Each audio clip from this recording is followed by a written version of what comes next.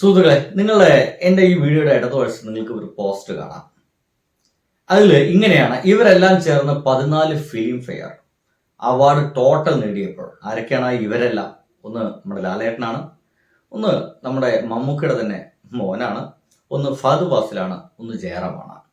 ഈ 4 പേരും കൂടിയിട്ട് നമ്മളുടെ മലയാളത്തിലേക്ക്, അങ്ങനെയൊക്കെ നമ്മൾ പറയാറില്ലേ, ഇവരൊക്കെ നമ്മുടെ സ്വത്താണല്ലോ, ഇവരൊക്കെ പൊതു സ്വത്ത് എന്ന രീതിയിലാണ് ഇത്തരം ആളുകളൊക്കെ നമ്മൾ കാണുക.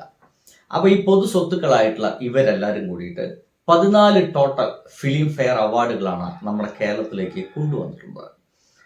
എന്നിട്ട് ഒരു കമ്പാരിസനാണ്, തൊട്ടപ്പുറത്ത് ഇങ്ങർ ഒറ്റയ്ക്ക് തൂക്കിയത് 16 എണ്ണം എന്നാണ്. അതായത് മമ്മൂക്ക ഒറ്റയ്ക്ക് ഫിലിം ഫെയർ അവാർഡ് വാങ്ങിച്ചത് 16 ഫിലിം ഫെയർ അവാർഡാണ്. ഇനി അടുത്തൊരു ചോദ്യം: ഈ 16 ഫിലിം ഫെയർ അവാർഡ് ഏതിനൊക്കെ കിട്ടി, എന്തിനൊക്കെ കിട്ടി? ആ ഒരു സിനിമകളെ പറ്റിയിട്ട് വല്ല പിടുത്തമുണ്ടോ എന്നുള്ളതാണ്. ഞാൻ തുടക്കം മുതൽ പറയാം. ഇതിൽ എത്ര സിനിമകൾ നിങ്ങൾ കണ്ടിട്ടുണ്ട് എന്നുള്ള കാര്യത്തിൽ നിങ്ങൾ തന്നെയാണ് ഒരു വ്യക്തത വരുത്തേണ്ടത്.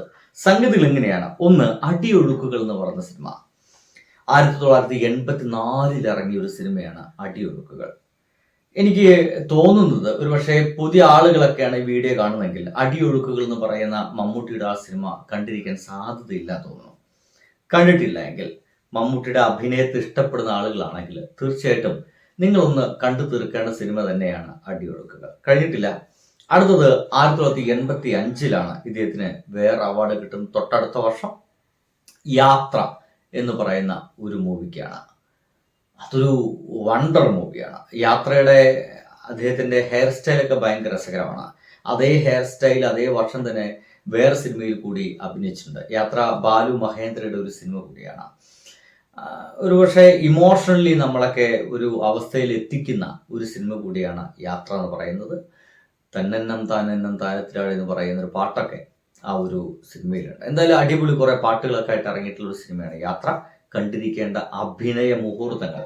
ഇതൊക്കെ പറയുന്നത് ഒരു സിനിമയുടെ ടോട്ടാലിറ്റി എന്നതിനേക്കാൾ അപ്പുറം, അപ്പുറം മമ്മൂട്ടി എന്ന് പറയുന്ന മനുഷ്യന്റെ പെർഫോമൻസിന് വളരെയധികം പ്രാധാന്യം കൊടുത്തിട്ടുള്ള സിനിമകളാണ് പറയേണ്ടി വരും. അടുത്തത് 90 ഇറങ്ങിയ സിനിമയാണ് മതിലുകൾ എന്ന് പറയുന്ന സിനിമ. ഒരു തരത്തിൽ പറഞ്ഞു കഴിഞ്ഞാൽ നായിക എന്ന് പറയുന്ന കഥാപാത്രത്തിന്റെ ശബ്ദം മാത്രമേ ഉള്ളൂ. നായികയുടെ ശബ്ദം കൊടുത്തിട്ടുള്ളത് അന്തരിച്ചു പോയ KPSC ലളിത ചേച്ചിയാണ്. അതിഗംഭീരമായിട്ടുള്ളൊരു ശബ്ദവിന്യാസം തന്നെയായിരുന്നു കൊടുത്തത്. ആളെ നമുക്ക് കാണാൻ കഴിയില്ലെങ്കിൽ നമുക്ക് സങ്കല്പിക്കാൻ കഴിയുന്ന രീതിയിലൊക്കെയാണ് ആ ഒരു ശബ്ദം അവരതിൽ കൊടുത്തിട്ടുള്ളത്. എന്തായാലും കാണേണ്ട സിനിമ തന്നെയാണ് മതിലുകൾ എന്ന് പറയുന്ന സിനിമ. ബഷീറിന്റെ കഥയാണ്. ഈ സിനിമ ഒക്കെ കഴിഞ്ഞതിന് ശേഷം രസകരമായിട്ട് പറയാനുള്ള സംഗതി വെച്ച് കഴിഞ്ഞാൽ, സിനിമ കഴിഞ്ഞ് ബഷീർ മമ്മൂട്ടിയോട് പറഞ്ഞു അത്രേ, എങ്കിലും അന്നേക്കാളും ഭംഗി ഇന്നെ കാണാൻ തന്നെയാണ് എന്നൊരു വാക്കൊക്കെ പറഞ്ഞിട്ടുണ്ട്. അത് എന്തുകൊണ്ടായിരിക്കാം എന്ന് ആരെങ്കിലും മനസ്സിലായിട്ടുണ്ടെങ്കിൽ ഒന്ന് കമന്റ് ചെയ്യാൻ കേട്ടോ.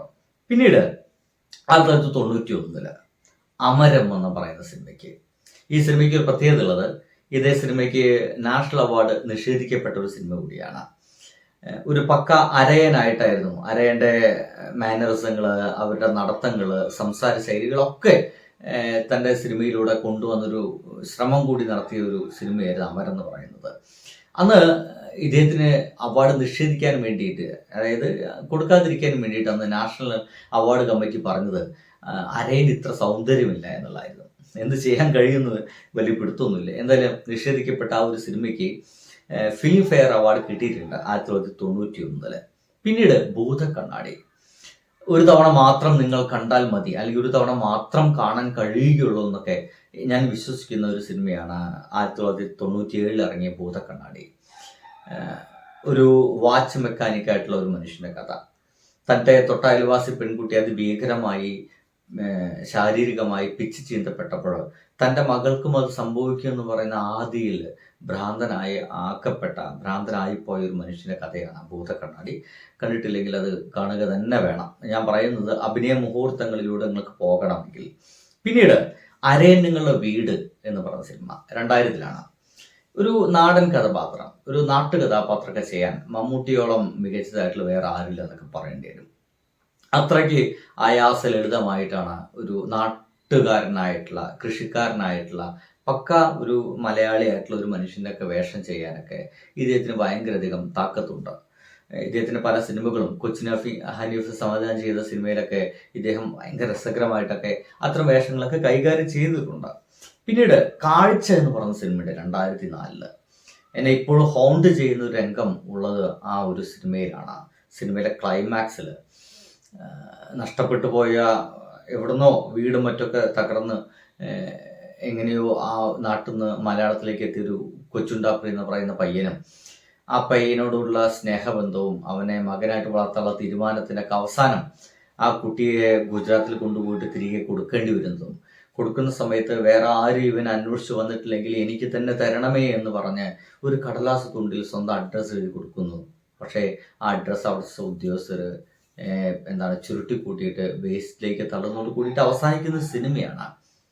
ടച്ചിങ്, അതിഭീകരമായിട്ട് നമ്മളെ ഹൃദയത്തെ ഒരു കൊളുത്തി വലിക്കുന്ന ഒരു സിനിമയാണ്. ബ്ലസ്സിയുടെ സിനിമ എന്നാണ് എൻ്റെ ഓർമ്മ. കാഴ്ച എന്ന് പറഞ്ഞ സിനിമ 2004 ഇതിൻ്റെ ഭാഗമായിട്ട് ഫിലിം ഫെയർ അവാർഡ് ഇദ്ദേഹത്തിന് കിട്ടിയത്. കൊടുക്കണം എന്ന് തന്നെ ഞാൻ പറയുള്ളൂ കേട്ടോ. പിന്നീട് കറുത്ത പക്ഷികൾ. പലപ്പോഴും മോഹൻലാലിനെയും മമ്മൂട്ടിയും തമ്മിലുള്ള ഒരു കഥാപാത്രങ്ങളിലെ ഒരു കമ്പാരിസൺ ഒക്കെ നടത്തുമ്പോൾ ഈ വലിയ വലിയ മീശ പിരിച്ചുള്ള കഥാപാത്രങ്ങൾ, തറവാട്ട് കഥാപാത്രങ്ങൾ മാത്രമാണ് മോഹൻലാൽ ചെയ്യുക. മമ്മൂട്ടി അങ്ങനെയൊന്നല്ല. അത് തമിഴനായിട്ടും കറുത്തവനായിട്ടും ദളിതനായിട്ടും എല്ലാ തരം വേഷങ്ങളും മമ്മൂക്ക ചെയ്യും. എനിക്ക് മോഹൻലാലിനോട് ഇഷ്ടം എന്ന് സൗബിൻ്റെ ഒരു വാക്കുകളൊക്കെ ഉണ്ട് ഒരു സിനിമയിൽ. എന്തായാലും അതേപോലെ കാഴ്ച എന്ന് പറയുന്ന സിനിമയ്ക്ക് ശേഷം കറുത്ത പക്ഷികൾ എന്ന് പറയുന്ന സിനിമ 2006 അതിലൊരു തമിഴനായിട്ടുള്ള ഒരു ഈ അയണൊക്കെ ചെയ്തു കൊടുക്കുന്ന ഒരാളായിട്ടാണ് മമ്മൂക്ക അഭിനയിച്ചിട്ടുള്ളത്. തൻ്റെ മകളുടെ കാഴ്ചയുമായിട്ട് ബന്ധപ്പെട്ടിട്ടുള്ള ഒരു ഗംഭീര സിനിമയാണ്. എന്തൊക്കെയായാലും പിന്നീട് അടുത്തൊരു സിനിമ ലെജൻസ് ഹോണററി അവാർഡായിരുന്നു കിട്ടിയത്. അതും 2006 തന്നെ ഇദ്ദേഹത്തിന്, അടുത്ത സിനിമയല്ല, കിട്ടിയിട്ടുണ്ട്. 2 എണ്ണാണ് 2006 തന്നെ അദ്ദേഹത്തിന് വാങ്ങിച്ചിക്കേണ്ടി വന്നത്. പിന്നീട് പാലേരി മാണിക്യം, ഒരു പാതിര കൊലപാതകത്തിന്റെ കഥ, TP രാജീവിന്റെ ഒരു നോവലാണ് ഒരു സിനിമയായിട്ട് അഡാപ്റ്റ് ചെയ്തത്. അത് സംവിധാനം ചെയ്തത് രഞ്ജിത്ത് എന്ന് പറയുന്ന സംവിധാനമാണ്. അത് 2009 3 കഥാപാത്രങ്ങളെയാണ് ആ ഒരു സിനിമയിൽ ചെയ്തത്. 3 വ്യത്യസ്തമായിട്ടുള്ള കഥാപാത്രങ്ങൾ ഒറ്റ സിനിമയിൽ ഗംഭീരമായിട്ട് ഈ മനുഷ്യൻ ചെയ്തു വെച്ചിട്ടുണ്ട്. ഒരു കഥാകാരനായിട്ട്, ഒരു അതിക്രൂരനായിട്ടുള്ള ജന്മിയായിട്ട്, വേറെ ആ ജന്മിയുടെ അത്യാവശ്യം നല്ല ഇംഗ്ലീഷ് വിദ്യാഭ്യാസമൊക്കെ നേടിയ ഒരു മകനായിട്ടൊക്കെയാണ് ഈ ഒരു സിനിമയിൽ 3 വേഷങ്ങൾ. It's very interesting. 3 പക്ക വെവ്വേറെയാണ്. ഈവൻ സ്ലാങ് പോലും, സംസാര ശൈലി പോലും മാറ്റി മറിച്ചിട്ടാണ് മമ്മൂട്ടി അതിൽ അഭിനയിച്ചിട്ടുള്ളത്.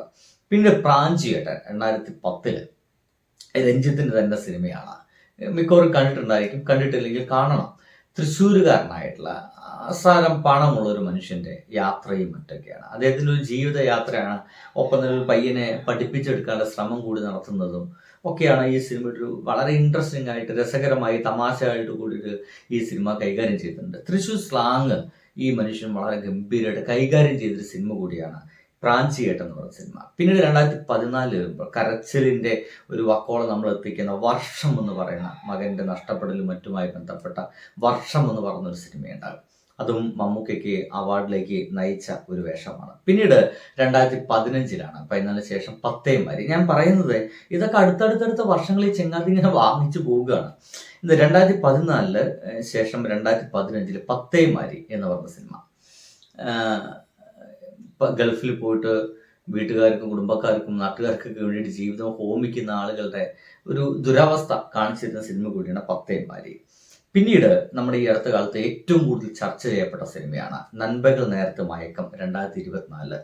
ഈ സിനിമ ചർച്ച ചെയ്യപ്പെടാൻ കാരണം ഈ ഒരു സിനിമയോട് കൂടിയൊക്കെയാണ് മമ്മൂട്ടി എന്ന് പറയുന്ന മനുഷ്യൻ ഒരു കമ്പനി സ്റ്റാർട്ട് ചെയ്യുന്നത്. മമ്മൂട്ടി കമ്പനി എന്ന് പറയുന്ന സിനിമ സ്റ്റാർട്ട് ചെയ്യുന്നത്, ഇത് സ്റ്റാർട്ട് ചെയ്യുന്നത് ഇതോട് കൂടിയിട്ടാണ്. 2024 അങ്ങനത്തെ ഒരു ഗംഭീരമായിട്ടുള്ള സിനിമ നമ്മുടെ മുമ്പിലേക്ക് എത്തിയത്. ഇതേ കമ്പനിയുടെ ഭാഗമായിട്ട് പിന്നീട് എത്തിയത് 2024 തന്നെ ഇറങ്ങിയ കാതൽ എന്ന് പറയുന്ന സിനിമ. ബെസ്റ്റ് മലയാള ഫിലിമിന് ഇതിന് ഫിലിം ഫെയർ അവാർഡ് കിട്ടിയിട്ടുണ്ട്. പിന്നീട് 16ാമത്തെ ഒരു അവാർഡ് എന്ന രീതിയിൽ ഭ്രമയുഗം എന്ന സിനിമയാണ്. ഭ്രമയുഗത്തിനാണ് അവസാനമായിട്ട് മമ്മൂട്ടി ഈ ഒരു ഫിലിം ഫെയർ അവാർഡ്. ഇനിയും ഒരു പക്ഷേ അടുത്തൊരു സിനിമ കൂടി ഇദ്ദേഹത്തിനായിട്ട് ഇറങ്ങാനുണ്ട്. അവാർഡുകൾ ഇദ്ദേഹം വാങ്ങിച്ചു കൂട്ടുക തന്നെ ചെയ്യും എന്ന് ഉറപ്പിക്കുന്ന രീതിയിലാണ് അടൂർ സിനിമ ഇറങ്ങാൻ പോകുന്നുണ്ട്. അടൂർ ഗോപാലകൃഷ്ണന്റെ സിനിമ. അവാർഡ് വാങ്ങിക്കാൻ തന്നെയാണ് ഇദ്ദേഹത്തിന് തീരുമാനമെന്ന് തോന്നി പോകുന്നുണ്ട്. അപ്പോൾ സുഹൃത്തുക്കളെ, ബൈ.